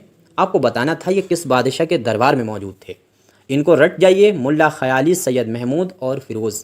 ये जो मैंने नोट तैयार किए थे उसमें ये मैंने बाकायदा बादशाहों के नाम लिख करके उसके अंदर अलग अलग बादशाहों के वहाँ अलग अलग शायरों को और उनकी तसानीफ़ को लिख के रखा है। तो इसमें जिस बच्चे ने आंसर दिया होगा बी, उसका आंसर सही है। इब्राहिम का नाम आपको याद रखना चाहिए, इब्राहिम कुली कुतुब शाह। ये आंसर आपका सही होगा बी। आपका आंसर सही होने वाला है बी। ठीक है, उम्मीद करता हूँ सभी का आंसर सही हुआ होगा। गवासी ने, ये सवाल मैं पीछे बयान कर चुका हूँ, गवासी ने सैफुल मलूक बदियुज्जमाल किस बादशाह के दरबार में लिखी थी? तो किस बादशाह के दरबार में लिखी है, उम्मीद करता हूँ ये आंसर आपका सभी का सही हुआ होगा। मैंने क्या कहा था कि मुल्ला गवासी जो था उसने 1600, याद रखिएगा 1624 में इस मसनवी को लिखा था। सैफुल मलूक बदियुज्जमाल को 1624 में लिखा था और 1611 से लेकर के, मैंने एक चीज़ भी बयान की थी पीछे, 1611 से लेकर के 1626 तक, चूँकि 1624 में इसने लिखी है तो 1626 तक गद्दी पर कौन रहा है? तो मोहम्मद कुतुब शाह गद्दी पर रहा, जिसको सुल्तान मोहम्मद कुतुब शाह भी कहते हैं, यानी कुली कुतुब शाह के बाद में। तो आपका आंसर यहाँ पे सही होगा फर्स्ट, यानी सुल्तान मोहम्मद कुतुब शाह, इसके वहाँ लिखी गई। बाकी गवासी दरबारी शायर किसका है, मुल्क शोरा शायर किसका है, वो अब्दुल्ला कुतुब शाह के वहाँ है। इसने जो भी वहाँ की लिखा है वो सब अब्दुल्ला के वहाँ लिखा, चाहे मीना सतबंती लिखी हो, चाहे तोतीनामे लिखी हो, इसने जो भी तसानीफ़ें लिखी हैं वो सब लिखी हैं अब्दुल्ला के वहाँ। सिर्फ यही एक तसानीफ़ है जो इस बादशाह के वहाँ लिखी है।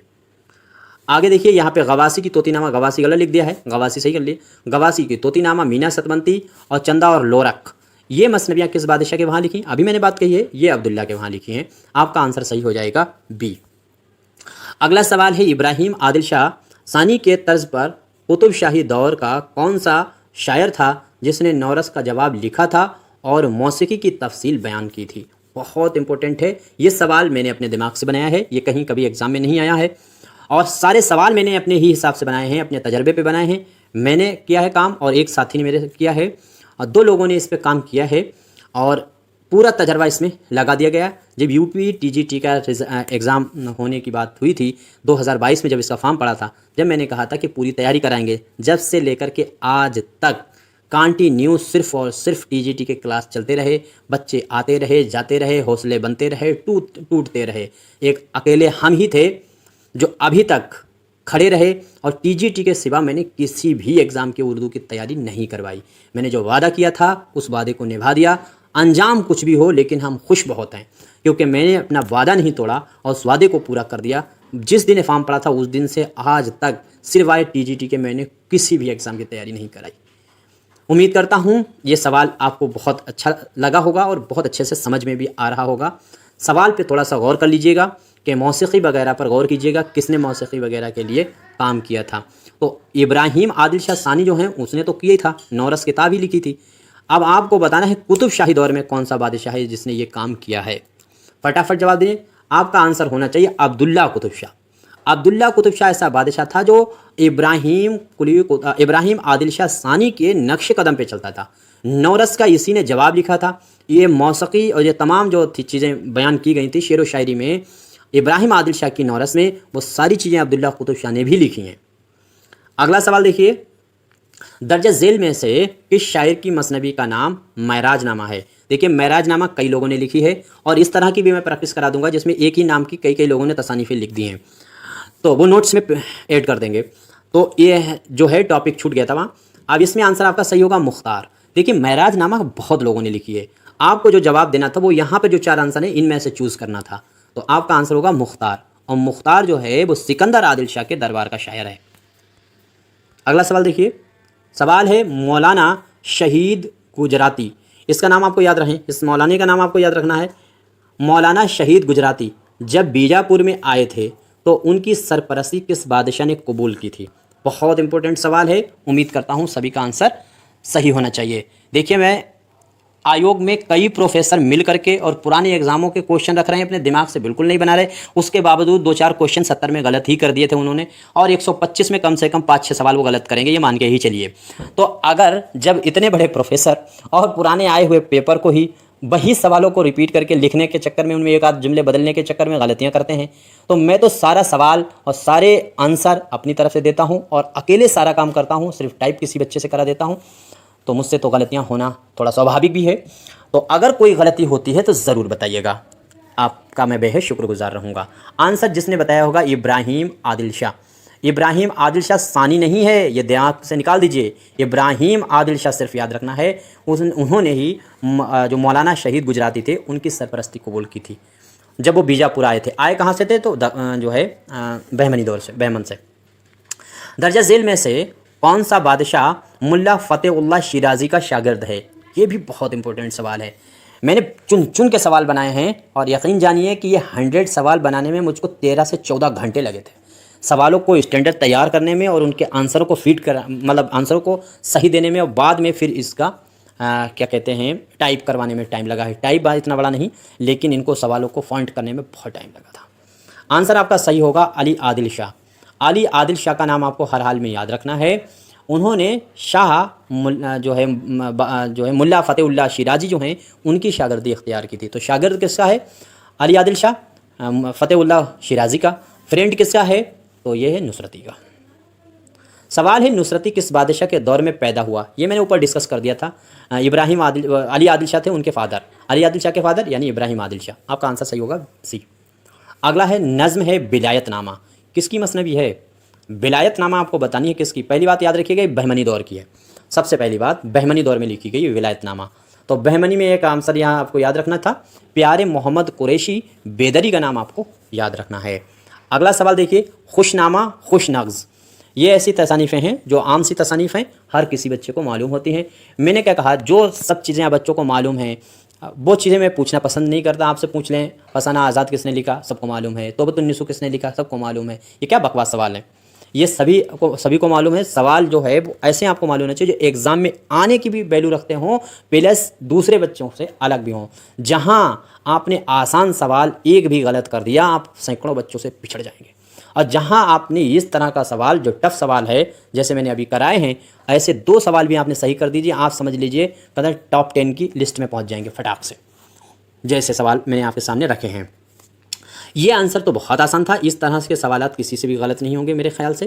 तो शमसुद्दीन जो मीरा जी शमसुल उशाक हैं, उनकी लिखी हुई ये दोनों तसानीफ़ें हैं। मग़ज़ मरगूब है, मरगूब क़लूब है, इस तरह की इनकी तसानीफ़। पदम राव किस बादशाह के मसनबी किस दौर में लिखी गई है?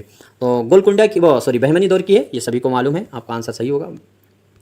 अगली मसनबी है हश्तो बहिश्त। हश्तो बहिश्त जो है, यहाँ पर बहिश्त गलत लिखा हुआ है। ये किसकी मसनबी है? उम्मीद करता हूँ सभी का आंसर सही होना चाहिए और यह आंसर सही होगा जिस बच्चे ने दिया होगा डी। मलिक खुशनूद का नाम आपको याद रखना है। उत्तर प्रदेश उर्दू TGT GIC की प्रैक्टिस के लिए अपनी किताब शाहीन का इस्तेमाल करें। टाइप कराए जाते हैं जिन बच्चों से, उनको कम से कम इतना पैसा मिल जाएगा तो ठीक रहेगा। बाकी ये जितने सवालात आते हैं वो मेरे अपने तजर्बे और मेरे अपने जो है लिखे हुए सवालात होते हैं। आज का पहला सवाल है, सवाल आप अपनी स्क्रीन पे देखिए। सवाल है उर्दू बुक रिव्यू दिल्ली से निकलने वाला रिसाला किसका रिसाला है? तो ये आपको इसका जवाब देना है। उम्मीद करता हूँ सभी का आंसर सही होना चाहिए और फटाफट के अंदाज में थोड़ा सा चलेंगे। जिस बच्चे ने आंसर दिया होगा सी, उसका आंसर एकदम बिल्कुल सही होने वाला है। आपको आंसर याद रखना है आरिफ इकबाल का नाम, ये आपका आंसर सी सही होने वाला है। थोड़ी सी बात कम करेंगे और फटाफट रिवीजन करा देंगे। फटाफट ये आपके सामने प्रैक्टिस हो जाएगी। दूसरी चीज़ ये भी देख लीजिए कि इसमें जो है आगे आने वाले वक्त में ये आपके सामने इस तरह से स्क्रीन पे जो है वो इसकी आंसर की पहले दिखा दी जाया करेगी और आप अपने स्क्रीनशॉट ले सकते हैं। 1 तारीख से जो प्रैक्टिस कराई जाएगी उसमें हम क्या करेंगे कि क्वेश्चन पढ़ देंगे, आंसर पढ़ देंगे और सही आंसर का जवाब नहीं देंगे, वो आपको चूज़ करना है। और जो आपके सामने आंसर की होगी उसको स्क्रीनशॉट लेकर के रख लीजिए और बाद में मैच कीजिए कि कितने क्वेश्चन आपने गलत और सही किए हैं। अगला सवाल देखिए, सवाल नंबर दूसरा देखिए। तो पहला सवाल था, दूसरा सवाल है शमा। ये शमा जो है वो रिसाला किस तरह का है? चारों ऑप्शन आपके सामने हैं। उम्मीद करता हूँ सभी का आंसर सही होना चाहिए और जिस बच्चे ने आंसर दिया होगा सी, उसका आंसर सही है। शमा जो रिसाला था, ये रिसाला फिल्मी रिसाला है। ये आपको हर कीमत पे हर हाल में याद रखना है। अगला सवाल है, दर्जा झेल में से कौन सा रिसाला सलीम परवेज़ का है? अब ये 4 ऑप्शन आपके देखो, सहेली है, हुब्बे हिंद है और फिर उर्दू अदब है, साथ साथ में दहली उर्दू अखबार है। आसान सा सवाल है क्योंकि ऑप्शन इस तरह से आपके सामने रखे गए हैं। देखिए ये वाला आपको मालूम है, सहेली है, तमद्दुन है, इस्मत है, ये अब्दुल हलीम शरर के हैं। ये आपको मालूम है जो है रामचंद्र का है। तो 2 इस तरह से आपके ऐसे ही आंसर कट जाएंगे। अब एक आंसर आपको ये याद होगा, इसके बारे में आपको मालूम होगा, दहली का ये जो रिसाला था इसके बारे में आपको मालूम होगा। तो ये रिसाला किसका था? मोहम्मद हुसैन आज़ाद और उनके वालिद वगैरह का रिसाला था। आंसर आपके सामने सिर्फ और सिर्फ एक बचा है, वो है उर्दू अदब। उर्दू अदब आपका आंसर बी वाला आंसर सही होने वाला है। अगला सवाल है, दर्जा झेल में से राशिदुल खैरी का दहली से सबसे पहले रिसाला कौन सा निकला? अभी मैंने क्या कहा कि राशिदुल जो खैरी हैं, तमद्दुन हैं, चाहे सहेली हो, इस्मत हो, ये तीनों रिसाले जो हैं वो तो राशिदुल खैरी के रिसाले हैं। लेकिन ये वाला रिसाला आपको मालूम होना चाहिए, ये रिसाला कोलकाता से निकलने वाला अंग्रेज़ी में मोहम्मद अली जौहर का था। तो ये तो आंसर आपका सही नहीं होगा। 3 आंसर आपके सामने हैं, इसमें आपको ये जवाब देना है कि सबसे पहले कौन सा निकला है। इस तरह के सवालात बन रहे हैं कि पहला और आखिरी तरह से। तो मैंने भी कोशिश की है कि आपके सामने प्रैक्टिस भी इसी तरह की कराई जाए। आपका 4 नंबर का आंसर जिस बच्चे ने दिया होगा इस्मत, उसका आंसर बिल्कुल सही है। इस्मत रिसाला सबसे पहले निकला है, ये आपको देख लीजिएगा, 1909 में निकला है, फिर 1907 में, 1913 में, इस तरह के इनके रिसाले निकले हैं कंटिन्यू। आंसर भी आपका सही होगा। अगला सवाल है, दर्जा झेल में से कौन सा रिसाला दहली का नहीं है?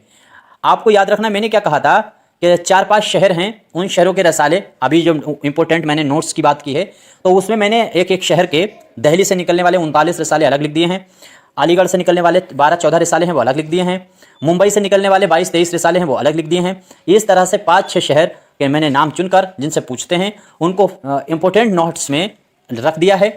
और जब ये PDF हम आपको देंगे 1 तारीख से, उससे पहले अगर किताब आ गई तो आप किताब ले सकते हैं, और अगर किताब नहीं आई तो 1 तारीख से जब आप इसको ले लेंगे तो आप प्रिंट आउट करा करके इनको खूब अच्छे से प्रैक्टिस कर सकते हैं, रिवीजन कर सकते हैं।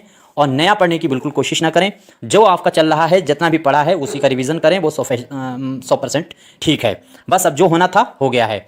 5वें नंबर का रिसाला आपका, उम्मीद करता हूँ सवाल आपका सही हुआ होगा।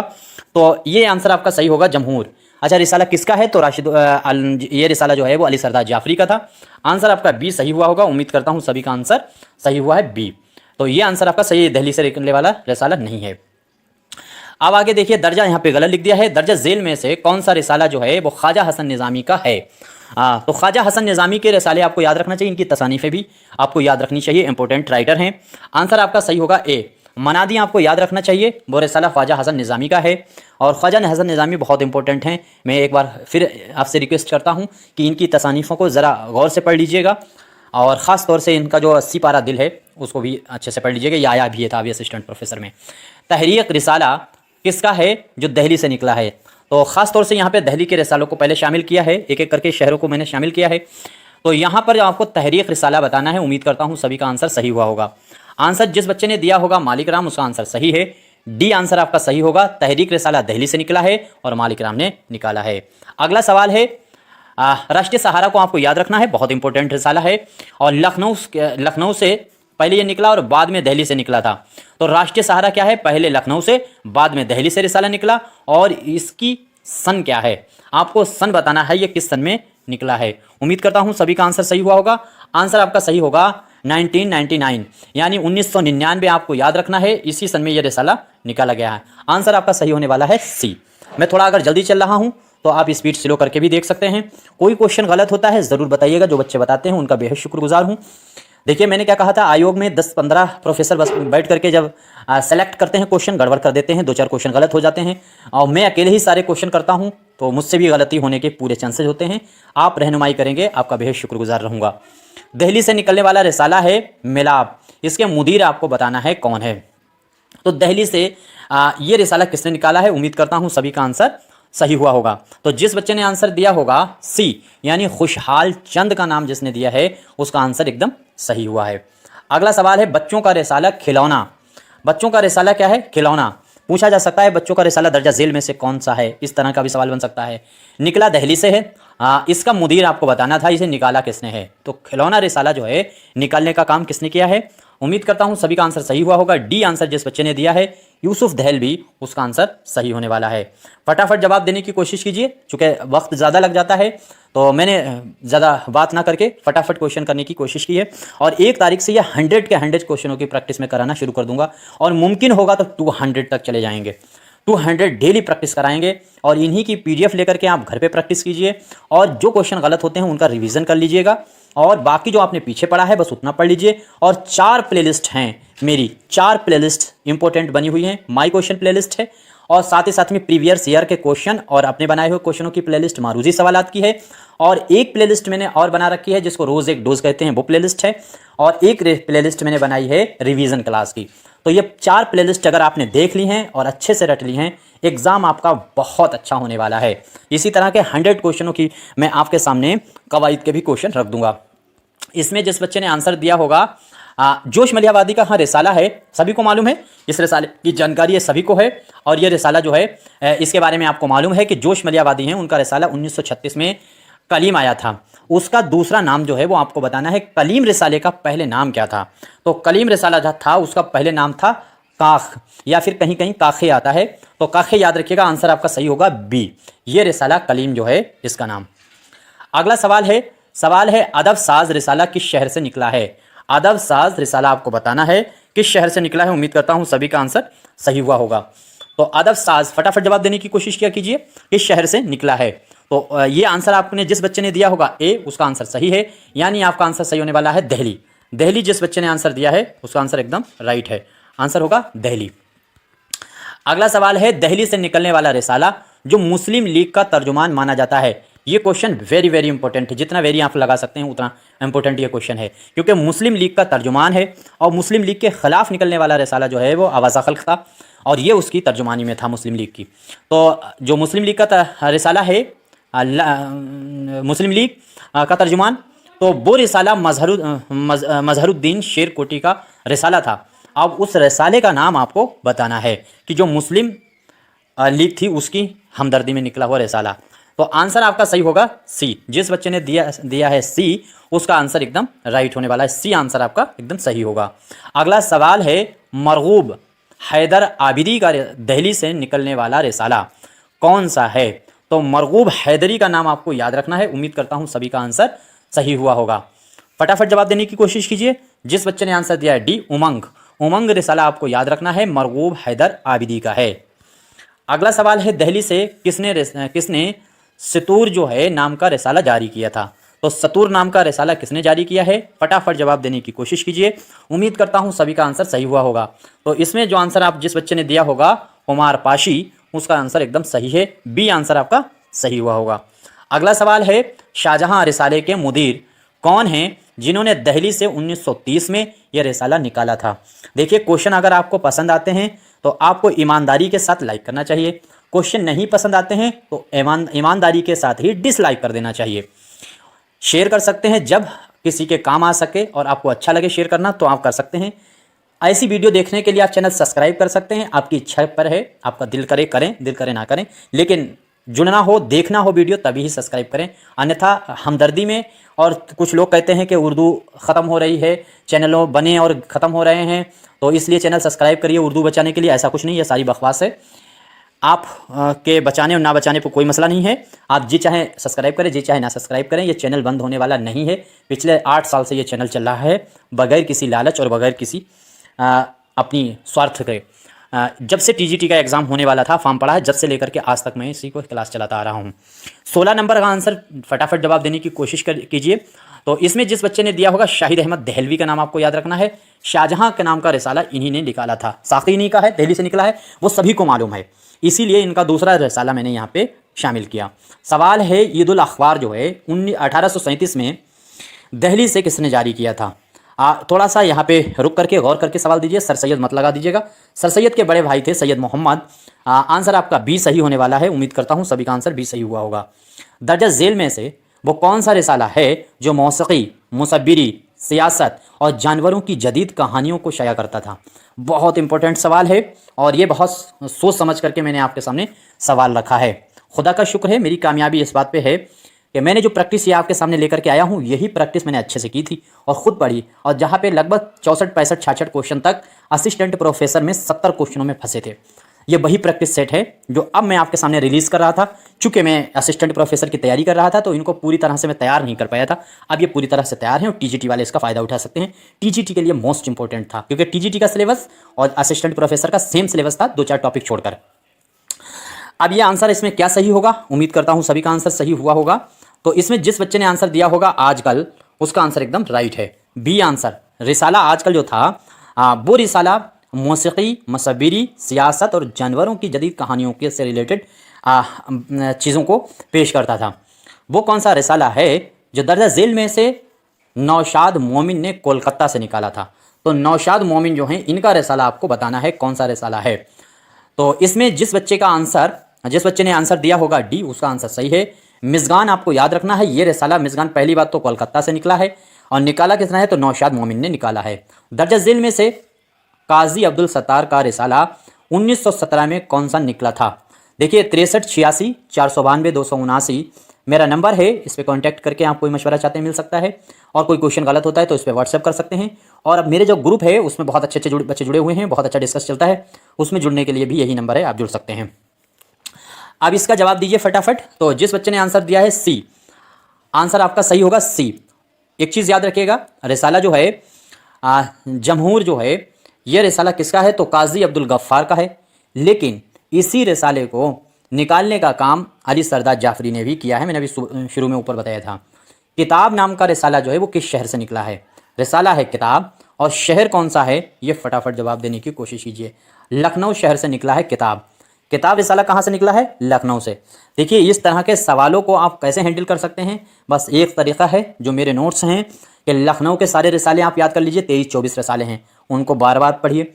साथ साथ में दिल्ली से 39 रिसाले हैं, उनको पढ़िए। इस तरह से मैंने बाकायदा टॉपिक वाइज शहर बाय शहर और उनका रिसाला और कहाँ से किसने निकाला, इस तरह का मैंने नोट्स तैयार किए 5-6 शहरों के, वो मैं आपके सामने रख दूंगा, वहाँ से ही आप सारी चीज़ें क्लियर कर पाएंगे।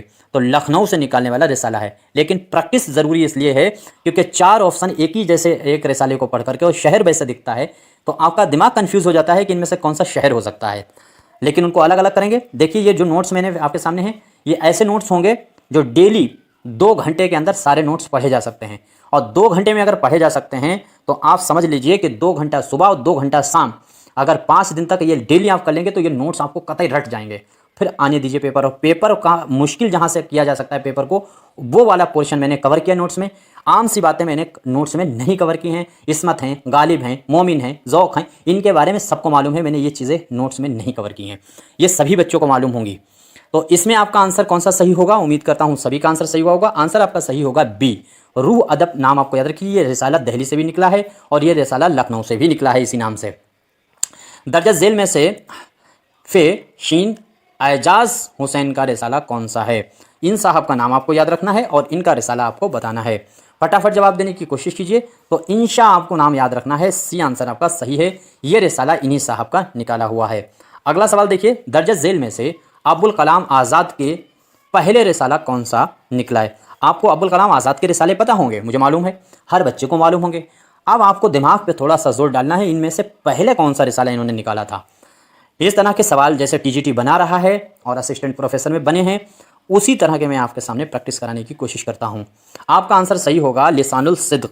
जिस बच्चे ने दिया होगा सी, उसका आंसर एकदम सही है। लिसानुल सिद्क का ये आंसर सही होने वाला, ये आंसर सही होने वाला है और ये जो है आपको हर हाल में रट लेना चाहिए। अगला सवाल है, आज़ाद हिंद रिसाला किस शहर से निकला था जिसके मुदीर अब्दुल रज़्ज़ाक़ हैं? एक सवाल में 2-2, 3-3 सवाल ऐड करने की कोशिश की है ताकि कौन सा रिसाला किस सन में किसने निकाला ये चीज़ क्लियर हो जाए। ऑब्जेक्टिव पढ़ें फिर भी। देखिए, ऑब्जेक्टिव प्रैक्टिस करना इसलिए ज़रूरी है, कभी कभी आपका माइंड जो है याद नहीं रख पाता सालों, लेकिन जब 4 ऑप्शन देखेगा तो आपको फटाफट याद आ जाएगा कि इसमें से आंसर कौन सा सही होगा। इसलिए प्रैक्टिस करेंगे तो आपको बहुत फ़ायदा होने वाला है। आपका आंसर सही होगा कलकत्ता, ए वाला आंसर आपका सही होगा। अगला सवाल है, नया दौर रिसाला किस शहर से निकला है? नया दौर नाम का रिसाला आपको बताना है किस शहर से निकला है। फटाफट जवाब देने की कोशिश कीजिए। तो आंसर आपका सही होगा पहला, यानी लखनऊ से निकला है रिसाला कौन सा? नया दौर। आगे है, चौधरी मोहम्मद नसीर ने कौन सा रिसाला लखनऊ से निकाला था? वो रिसाला बताइए कौन सा है जो लखनऊ से निकाला गया है और चौधरी मोहम्मद नसीर ने निकाला है। फटाफट जवाब देने की कोशिश कीजिए। और जिस बच्चे ने आंसर दिया है फ़िक्र तहक़ीक़, उसका आंसर एकदम सही है। फ़िक्र तहक़ीक़ रिसाला लखनऊ से निकला है। अगला सवाल है, 1939 में लखनऊ से सिब्त हसन ने कौन सा रिसाला निकाला था? 1939 में इंपॉर्टेंट रिसाला है, सन ज़्यादा इंपॉर्टेंट है, इसलिए सवाल में सन को डाला गया है और जवाब में रिसाला बताना है। फटाक से जवाब दीजिए। आंसर आपका सही होने वाला है परचम। जिस बच्चे का आंसर बी दिया है उसका आंसर सही है, परचम नाम का रिसाला निकाला था। 1990 में रशीद कुरैशी ने तहज़ीब रिसाला किस शहर से निकाला था? 3 चीज़ें क्लियर। एक तो 1990 में निकाला गया है, निकाला किसने है? तो रशीद कुरैशी ने निकाला है। तीसरी चीज़ अब आपको जो बताना है, रिसाले का जो है किस शहर से निकाला था? तो 1900 लारेब रिसाला है, ये चीज़ आपको याद रखना है। किस सन में निकला? 90 में। किसने निकाला है? रशीद कुरैशी ने। कौन सा है? तो लारेब रिसाला है। अब आपको ये बताना है शहर कौन सा है। तो 4-4 सवाल आपको एक ही सवाल में मिक्स मिल जाएंगे। आपका आंसर सही होगा लखनऊ। आंसर आपका सही है लखनऊ। अगला सवाल है दर्जा झेल में से कौन सा रिसाला 1858 में निकला था? 1858 में निकला था। देखिए, क्वेश्चन आपको पसंद आते तब प्रैक्टिस कीजिए, और आपको लगता है कि ये टीजीटी के ही लेवल के क्वेश्चन है तब प्रैक्टिस करनी चाहिए। अगर आपको लगता है नहीं, प्रैक्टिस मुझे नहीं करनी चाहिए, ये उस लेवल का नहीं है, तो आप अपना वक्त ना ज़ाया करके अपनी तैयारी कीजिए। जो टॉपिक कमज़ोर लगता है उसे पढ़िए, या जो लोग और दूसरे प्रैक्टिस करा रहे हैं वहाँ पर भी आप कर सकते हैं। अच्छा पढ़ाते हैं, सभी लोग अच्छा पढ़ाते हैं। ये ज़रूरी नहीं कि आप इसी चैनल पर पढ़ें, कहीं भी पढ़ें, जहाँ आपका दिल करे वहाँ पढ़ें। और यहाँ अगर क्वेश्चन गलत होते हैं तो आपको ज़रूर बता देना चाहिए मुझे। आपका आंसर इसमें कौन सा सही होगा? उम्मीद करता हूँ 1858 में निकलने वाला रिसाला। फटाक से जवाब देने की कोशिश कीजिए। तो आंसर आपका सही होगा अवध अखबार। ये तो सभी को मालूम है, यहाँ आपका आंसर सही होगा अवध अखबार। अगला सवाल है, दर्ज झेल में से 1856 में नौबत राय का कौन सा रिसाला शाया हुआ? तो नौबत राय का रिसाला आपको मालूम है खदंग नज़र। नौबत राय खदंग नज़र, इस तरह से आपको रट लेना चाहिए। तो जैसे ही नौबत राय आएगा वैसे तुम्हारा ज़बान ऑटोमेटिक कह देगी खदंग नज़र। अच्छा, एक चीज़ आपको बहुत इंपॉर्टेंट चीज़ बताने जा रहा हूँ, आपको टीजीटी के एग्ज़ाम में करना क्या है। देखिए, अगला सवाल देखिए, फिर उसके बाद में बताते हैं। लखनऊ से निकलने वाला रिसाला वांगेदरा, देखिए वांगेदरा के नाम से मजमुआ है किसका? तो अल्लामा इकबाल का। और यहाँ पे रिसाला आपको बताना है 1992 में किसने निकाला था। फटाफट इसका जवाब देने की कोशिश कीजिए। जब तक एक इंपॉर्टेंट बात बताते हैं। देखिए, जब एग्ज़ाम में जाइएगा और वहाँ पर आपके सामने जब पेपर आए तो आपको हमारे सीट में अपना नाम अगर पूछा गया है, रोल नंबर वगैरह फिल करके रख देना चाहिए। उसके बाद उसे आपको टच नहीं करना है। आप पेपर उठाएंगे और पेपर में जो सबसे पहले काम करना है, आप सिर्फ और सिर्फ हर सवाल को पढ़ेंगे। हर सवाल को पढ़ेंगे, 125 के 2500 सवाल पढ़ेंगे और आंसर नहीं पढ़ेंगे। पहली बार में आप सवाल पढ़ेंगे, सटासट सारे सवाल पढ़ डालेंगे 20 मिनट 15 मिनट के अंदर अंदर।